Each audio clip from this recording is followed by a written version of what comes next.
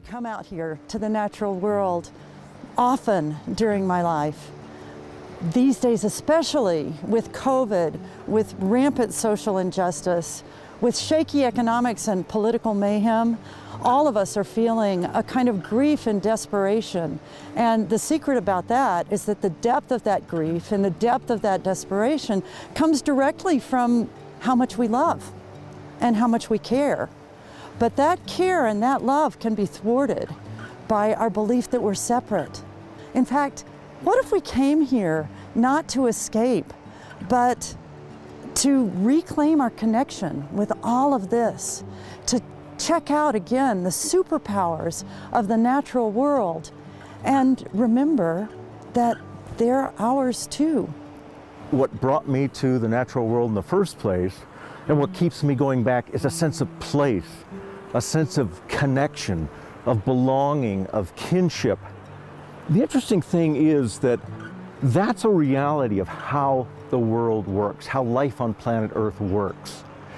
And science is only now just beginning to catch up to that fact. So this kind of connection is absolutely everywhere.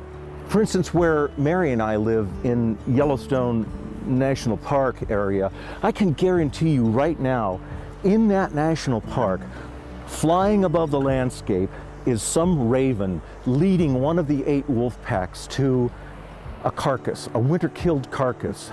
The raven wants to dine on that carcass, but she can't open up the hide with her beak. It's not sharp enough. So she takes the wolves to the carcass, the wolves open it up, feed, and then she gets to feed as well.